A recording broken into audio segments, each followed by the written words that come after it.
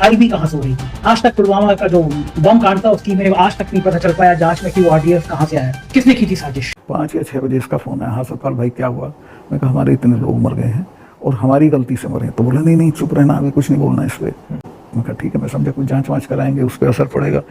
कुछ भी नहीं। तीसरे दिन इनका आ गया कि ये पुलवामा की शहादत को याद रखो और अब हम बालाकोट करेंगे, ये करेंगे वो। उनको एयरक्राफ्ट नहीं दिया गया। ये इंपॉर्टेंट चीज कह रहे हैं, होम मिनिस्ट्री से इजाजत मांगी एयरक्राफ्ट के लिए and home ministry refused to give. Yes, and I told it to the Prime Minister same evening कि ये हमारी गलती से हुआ है, अगर हम एयरक्राफ्ट दे देते तो ये नहीं होता। तो उन्होंने मुझे कहा कि तुम अभी चुप रहो। पुलवामा के शहीद जिस तरह हुए थे इसलिए हुए कि उन्होंने 5 एयरक्राफ्ट मांगे थे, वो नहीं दिए। 4 महीने तक लटकाए रखे। तो 4 महीने के लिए क्या होल्ड पे थे क्या? होल्ड पे थे। That was between CRP and home ministry. लेकिन ये थी कि अटैक हो सकता है।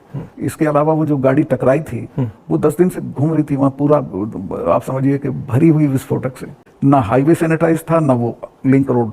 अपनी गुज़श्ता वीडियो में हमने भारतीय फॉल्स फ्लैग ऑपरेशन का कट्टा चटा खोला था। खुद उन्हीं जर्नलिस्ट की जुबानी जो सवाल उठा रहे थे, वो वाले जर्नलिस्ट जो डिजिटल मीडिया पर हैं, गोदी मीडिया से आप एक्सपेक्ट मत कीजिएगा कि वो नरेंद्र मोदी के खिलाफ कोई बात भी करेगा या उससे सवाल भी पूछेगा कि इतना बड़ा सिक्योरिटी लैप्स कैसे हुआ कि 4-5 बंदे आते हैं और उस जगह पर हमला कर जाते हैं जहां पे इर्द गिर्द तकरीबन 4-5 हजार फौजी डिप्लॉयड हैं अपनी एक बेस के ऊपर।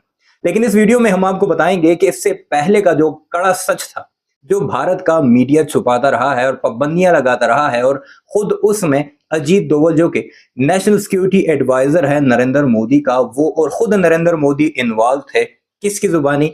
उस वक्त जब पुलवामा हमला हुआ था, उस वक्त के मकबूजा कश्मीर के गवर्नर सत्याराम मलिक की जुबानी, जो उन्होंने उसके बाद यानी कई सालों बाद सच खोला है कि 40 जो जवान मारे गए थे पुलवामा के अंदर, उसके पीछे भी किस तरह नरेंद्र मोदी सरकार मुलविस थी। उन लोगों ने 5 एयरक्राफ्ट मांगे थे, 40 दिन तक होल्ड रहे थे कि हमें एयरक्राफ्ट मिलें और हम दूसरी जगह जाएं, लेकिन उन्हें नहीं दिए गए। और वो जो एरिया था उसकी सैनिटाइजेशन भी नहीं करवाई गई, और वो जो गाड़ी इस्तेमाल हुई वो 10 दिन उसी एरिया में घूमती रही कि फौजी निकलेंगे तो उनका काम किया जाएगा। सुनिए, मुलाहिजा कीजिए क्या कुछ करता रहा है नरेंद्र मोदी, अपने लोगों को मरवा कर किस तरह सियासी फायदे उठाता रहा। और अब भी पाकिस्तान के खिलाफ इस फॉल्स फ्लैग ऑपरेशन को इस्तेमाल किया जा रहा है, क्योंकि 3 बजे हमला होता है और 3:05 पर ये रॉ का एक हैंडल है, वो फौरी ट्वीट करता है कि पाकिस्तान इसमें इन्वॉल्व है और कैजुअलिटीज ज्यादा हो सकते हैं। यानी मीडिया पर खबर पहुंचने से पहले ही वो तहकीकात भी कर लेते हैं कि इसके पीछे पाकिस्तान है, और आधे घंटे यानी 3:30 तक पूरे का पूरा भारत का मीडिया पाकिस्तान के ऊपर वही सब कुछ करता है जो पुलवामा हमले के बाद किया था। जरा ये वीडियो मुलाहिजा कीजिए, सत्याराम मलिक की है, जो कि उस वक्त कश्मीर के गवर्नर थे। वो कैसे नरेंद्र मोदी की इन 2 नंबरियों से पर्दा उठा रहे हैं कि मोदी से मैंने राब्ता किया और उसके बाद फौरी तौर पर मुझे अजीत डोवल की कॉल आई और उसने कहा खामोश रहो, इस बारे में मत बोलो। फिर उसके बाद क्या हुआ, रेस्ट इज हिस्ट्री। वीडियो मुलाहिजा कीजिए और कमेंट सेक्शन में अपनी राय जरूर दीजिएगा। जिस दिन ये हुआ तो ये नेशनल कॉर्बेट पार्क में शूटिंग करा रहा था अपनी, तो ये अवेलेबल मैंने 3-4 बार कोशिश की, मिला ही नहीं मुझको। 5 या 6 बजे इसका फ़ोन आया, हाँ सतपाल भाई क्या हुआ। मैं कहा हमारे इतने लोग मर गए हैं और हमारी गलती से मरे हैं। तो बोला नहीं चुप रहना, अभी कुछ नहीं बोलना इस पर। फिर 1 घंटे बाद ये डोभाल जो मेरा क्लास फेलो रहा लॉ में मेरठ में, तो इसका फ़ोन आया, सतपाल भाई आप बोल दी। मैं 2 चैनल को बोल चुका था ये बात। तो इन्होंने कहा नहीं कुछ नहीं बोलना इस पर। मैं कहा ठीक है, मैं समझा कुछ जांच वाँच कराएंगे, उस पर असर पड़ेगा।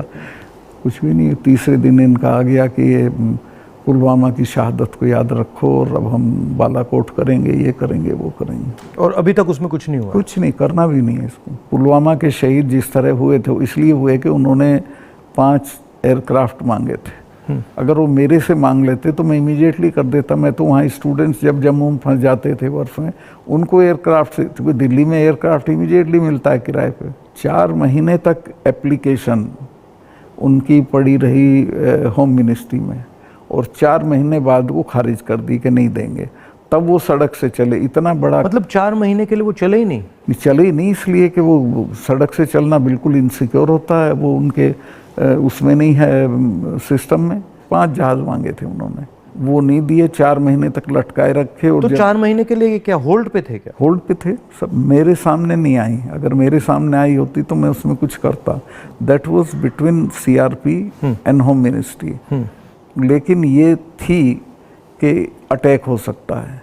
इसके अलावा वो जो गाड़ी टकराई थी वो 10 दिन से घूम रही थी वहाँ, पूरा आप समझिए कि भरी हुई विस्फोटक से। वो कैसे, मतलब इतना एक्सप्लोसिवली कैसे, मतलब ऐसे घूम रही थी? सिस्टम नहीं था ठीक से। और जब मैं गया हूँ फिर पुलवामा होने के बाद, तो जो 10 किलोमीटर का स्ट्रेच है उसमें लगभग 8-10 लिंक रोड मिलती हैं। एक भी सैनिटाइज नहीं थी उस दिन। बल्कि हम तो जब अपनी पुलिस को भेजते थे कश्मीर की, तो पूरी रोड पे सिविल ट्रैफिक बिल्कुल रोक देते थे, सैनिटाइज कर देते थे, तब भेजते थे। ना हाईवे सैनिटाइज था ना वो लिंक रोड। और लिंक रोड जहाँ हाईवे में मिलती है वहाँ रिवाज ये है कि वहाँ एक जिप्सी खड़ी होनी चाहिए जो उसे रोक दे कि नहीं भैया काफिला चला जाए सीआरपी का, तब जाना। ब्लॉक कर कुछ नहीं था, there was nothing like that. तो जब आप वहाँ गए, जैसे पॉलिटिक्स में हम ऐसी घटनाओं में, CRPF people asked for aircraft to ferry their people because इतना बड़ा कॉन्वॉय कभी रोड से नहीं जाता है। आपसे पूछा था? नहीं, आपसे ये मेरे से नहीं, जो जिससे कंसर्न थे होम मिनिस्ट्री से पूछा, राजनाथ जी के यहाँ। They refuse to give. अगर मेरे से पूछते तो मैं एयरक्राफ्ट देता उनको, कैसे भी देता। 5 एयरक्राफ्ट की जरूरत थी सिर्फ, उनको एयरक्राफ्ट नहीं दिया गया। ये आप इम्पोर्टेंट चीज कह रहे हैं। होम मिनिस्ट्री से इजाजत मांगी एयरक्राफ्ट के लिए and home ministry refuse to give. Yes, and I told it to the prime minister same evening कि ये हमारी गलती से हुआ है, अगर हम एयरक्राफ्ट दे देते तो ये नहीं होता। तो उन्होंने मुझे कहा कि तुम अभी चुप रहो।